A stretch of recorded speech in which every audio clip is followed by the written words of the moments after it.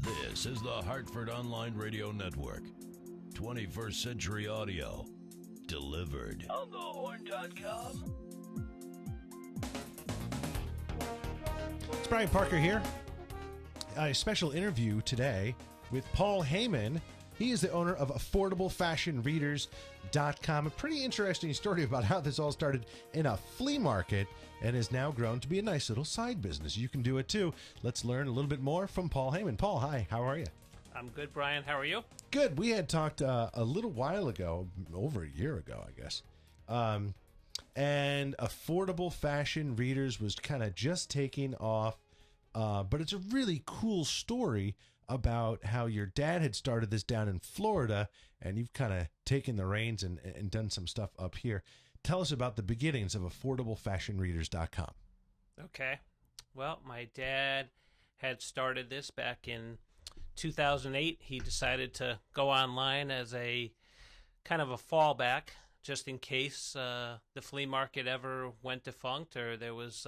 So he was selling glasses, reading glasses, cheaters, as I call them, at flea markets. And where was he getting them? Was he buying them in bulk somewhere? He usually took a trip down to Miami, and there's a lot of places down in Miami that do wholesale glasses. So, yeah, so the business model was go down to Miami, buy a huge inventory of stuff, and then go around to flea markets and get a booth and sell them. He had a booth in Stuart, Florida. That is so cool. You know, you hear about those kind of business models back in like the 40s and 50s, maybe even in the 60s, but you don't really hear about it lately. You know, and he was doing this back in 95. 95 he started, yep.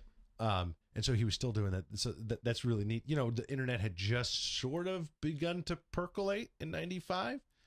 But really not until after 2000 did it really kind of take off. So he was doing that down there. And what was his big goal? This is just a little sideline for him. What was his big goal? What did he want to make out of this?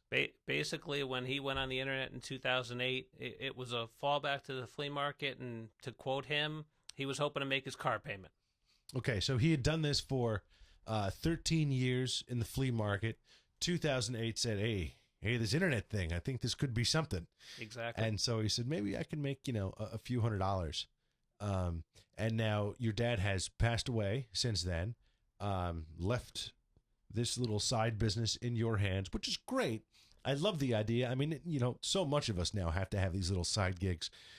One, just for fun, and two, you know what? A little life is expensive here in the U.S., so we have to have a second income for all of us, which is what Onthehorn is. It's a second little gig for all of us. So where is it now? Where have you taken that? Maybe a couple $100 a month. Where has it gone now? Well, when I took the business over in 2009, and when my dad went on in 2008. It's a different world. I'm sure you can appreciate that, being in the social media world. Sure. Where back in 2008, 2009, he just threw money at Google and with the AdWords campaign, and the people came. And that is not the world we live in 2014. There is Facebook, there is Twitter, there is LinkedIn, there is Google+. So Sure. There are a lot of different ways, and Google is constantly changing their formula. And so we, like a lot of people on the internet, are trying to figure out the best way to get our message out there and let people know, hey, we're here. Right now, the business has grown from a couple of hundred a month to a couple thousand a month, and we're trying to keep it as a small business and make sure that our customer service, which is what we pride ourselves on, is top notch. But we'd obviously like to keep growing. What's interesting was you were explaining to me the actual mechanics of the business are you buy this stuff, again, wholesale. You probably buy it over the internet too, and it gets shipped to you, yeah? And then you go out and market it via the internet. So the internet is like your big flea market, like your dad started in the 90s, and then do the wholesale thing this way. But I like that you're still involved in actually, putting the glasses in the packaging, printing off the label and sending it off. There's a great ability to have great customer service when you're that involved, as opposed to just being, a marketing engine for someone else and not really getting involved. You have real control over, okay, the order came in, and I want to get it out, within a few days. You can make that happen as opposed to having some third party do it. Very cool. What kind of niche do you think that affordable fashionable readers fills in the marketplace? Do you think that there's not, you go down to CVS and pay $12 for a pair of readers, and it's like, you know what, it's good, but there's a fashionable sense in there. Yep. That you don't have to spend, $300 for a pair of glasses. Yeah, I mean, I think that the difference between us and some of the stores that are selling the glasses is exactly what you said, fashion. To quote one of the people I'm working with on our marketing is, these are not your grandmother's readers. Yeah. These are fashionable, and that's what we're going for. And so I think what we offer is selection.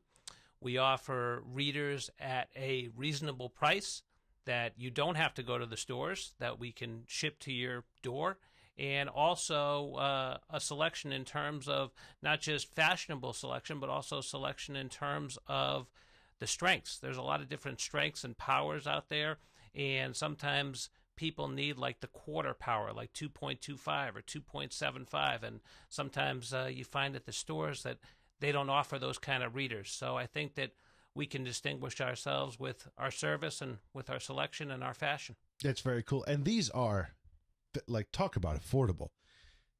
There's stuff on here for $6, which look great, and stuff for, what is it? The highest price one is under $40. Yeah, those are our computer readers. Computer readers. Tell me about those. Yeah, that's one of our partners. They're down in the Florida area, and basically those readers are geared towards people who work on the computer, and sometimes we've found that people, a lot of us work on the computer all day, and our eyes, unfortunately, as we get older, deteriorate, and these readers are specifically geared to help you when you're on the computer to have better line of vision. That's really cool, and they're beautiful glasses. They're tortoise shell. They're that thick plastic. Really, really great stuff. I really like it. How do you I imagine you're canvassing the other marketplaces. There's a really cool place called Warby Parker that has glasses, and they actually ship out frames to people. Admittedly, based upon this, 3 times the cost. But do you find that there's sort of maybe 2 areas for the people that, if you spend $1,200 on glasses, maybe you'll go to Warby Parker. But if you're only spending, $200 or $100 on glasses, you're the solution to them. I would absolutely agree with that. I think there is a space, depending on what you're looking for. We're not all things to all people. And I think that sometimes, whether it's the higher end that they get from their optometrist, sometimes that people have needs of multiple levels of glasses, in terms of sometimes that they need 2 strengths in 1 pair of glasses. And that's the kind of stuff that we don't really do. We leave that to the experts, or maybe that store that you mentioned, they may do that kind of stuff. But we're going to kind of stay on the lower end and focus on people who may be looking for that solution that's going to cost them a lot less money.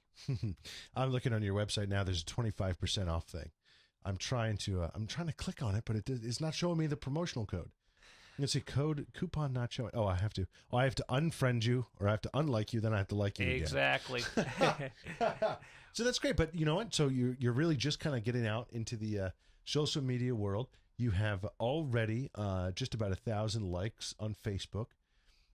Like everyone, we're completely confused about what to do with Google Plus. So you have 9 people liking you on there.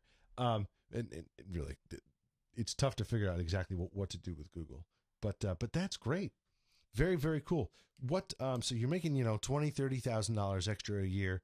I imagine, you give me a sense of the markup of this stuff. Like, are you buying these for a few pennies, or is it still like, you got to shell out $5 or $6 per pair?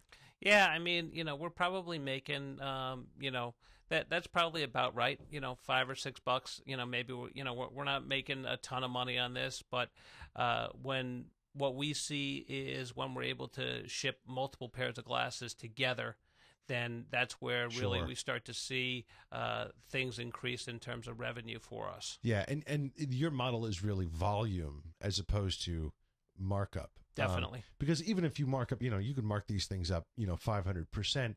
At the end of the day, it's only a few dollars. Exactly. If you have, a $60 pair of glasses and it costs you $10, all right, you only made $50. You're not going to, get rich off of $50. So your goal is really volume there. Exactly. Very cool. What's the big barrier that you seem to be combating? Is it just figuring out that new algorithm that keeps coming out on Google, or what's really keeping you from kind of going crazy with it?